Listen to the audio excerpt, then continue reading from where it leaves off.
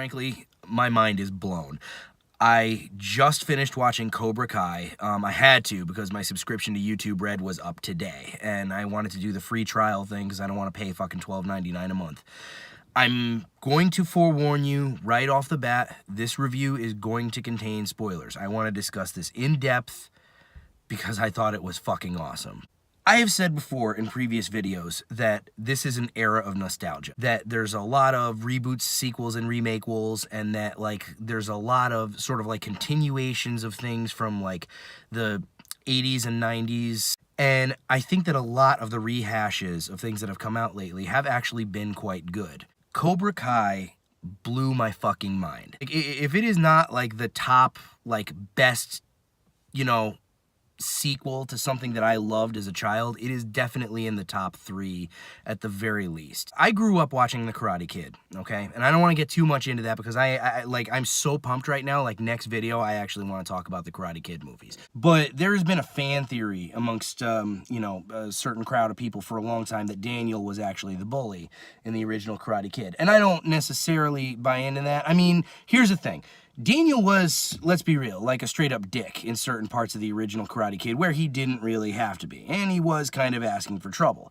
But, you know, it's sort of like you only see shit from his perspective, so it's kind of like, I mean, and you understand why he is the way he is, but you never see Johnny's perspective, and that's what this show fleshes out, is like, and it's not just about Johnny. It really is about him and Daniel, and both of them are dicks. It's not like they turn Johnny into like this fucking hero among men and he's like this honorable fucking dude who is just misunderstood and stuff. No, he's a fucking dickhead. But it's like seeing him now where it's like his life has kind of, it's almost like him losing the tournament like was a preamble to like what the rest of his life was going to be. He's living in squalor, like eating like fried bologna sandwiches and like drinking beer, getting drunk every night, like working these shitty ass construction jobs for these fucking rich snobby people and shit. And Daniel LaRusso is, I mean, apart from being famous in his own town, like he runs this automotive place and he's just like super successful. And you know, it's like there's just like all this stuff you really sympathize with Johnny. A lot of stuff like, you know, like it happens to him, and they sort of establish him as like the main character in the first episode. And I watched the first 2 episodes because they're just free on YouTube. Seriously, everybody go check them out. You can watch the first 2 episodes. You don't have to subscribe to YouTube Red. Check it out. But when I heard that they were offering a free trial, I was like, fuck yes, I want to know what happens, you know, because they did such a justice to both of the characters, and it's so much more complicated in what they did. I mean, this was really well thought out. And I know that like Ralph Macchio and fucking, I forget the actor's name who plays Johnny, and I feel bad about that. I'll learn it today. But, like, I know that they were, like, really adamant about, like, if there was ever another Karate Kid thing, they wanted it to do the original justice. They wanted it to not ruin everything. He recruits these kids, and they're all sort of, like, the outcasts at school and stuff like that. And they want to find somewhere to belong. They also want to defend themselves against the fucking dickheads in their school. And it kind of, like, you know, when you go there, and Johnny's doing the typical, like, Cobra Kai, like, no mercy, strike hard, strike first, you know. And the thing that I also like is that they acknowledge is that these are a bunch of fucking millennials, and like, you know, like one of them, I forget what Johnny said, like, oh yeah, he said like, you know, don't do this like a pussy, and like one of the kids is like, well, don't you think that that's like furthering gender stereotypes and stuff? And Johnny's like, what? Quiet! And like, that's what I love, because it's like, this is a motherfucker, like, straight out of the 1980s, and he's like, what the fuck, political correctness, what? Shut up! There's all this shit that winds up happening, like, through just a complicated web of shit. Daniel doesn't realize that he's training Johnny's son, and he's doing it in the way that, you know, Mr. Miyagi taught him. And, you know, Johnny has this other kid that is taken under his wing who kind of really was almost kind of like Anakin Skywalker-y towards the end. But, like, he really listened. It was sort of like, and it does refer back to what Mr. Miyagi said, there's no bad students, there's only a bad teacher. And this kid really listened to Johnny. He really took to the fucking shit that he said to him.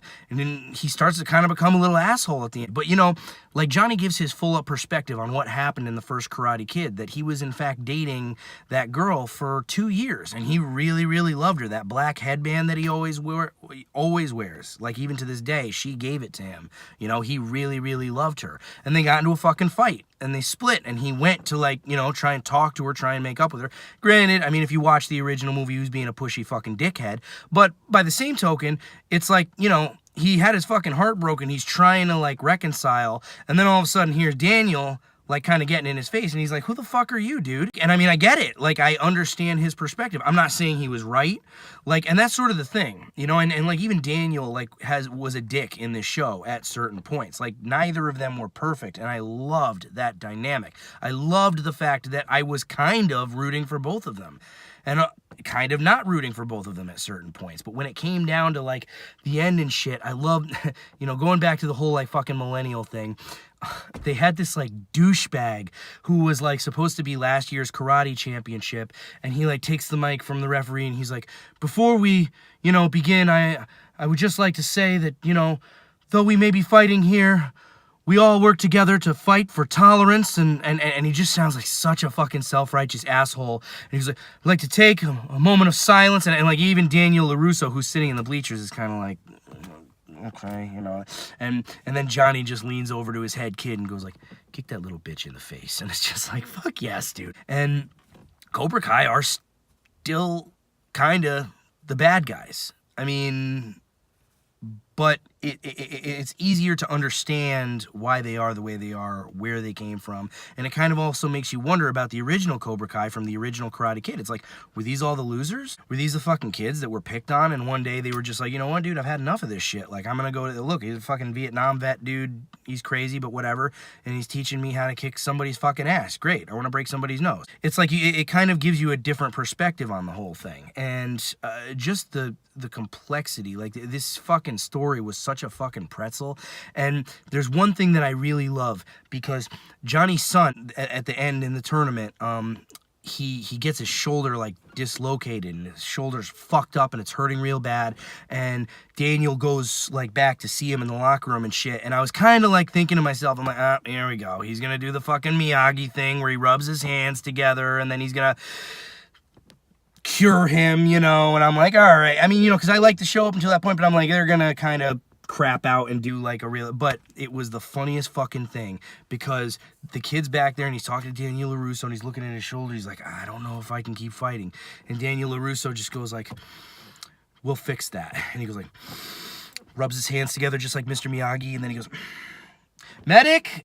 It was fucking great. It was great. I seriously had no fucking beef with this show whatsoever. I fucking loved it. And you know something, man? Again, I'll get into the Karate Kid movies next video, but like, the Karate Kid didn't have a bunch of shitty sequels, but hands the fuck down, this is the best show since, or the best sequel or continuation since the original Karate Kid. My mind is blown. I don't know what the status is on season 2. I actually heard somewhere that it's already out. I don't know. Like I said, my fucking YouTube Red free trial runs out today, and that's why I finished Cobra Kai.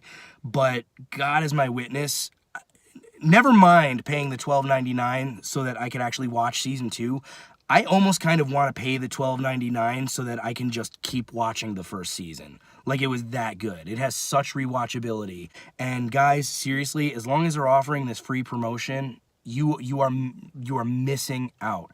If you remotely gave a shit about the original Karate Kid, you should seriously fucking watch this. I cannot recommend it highly enough.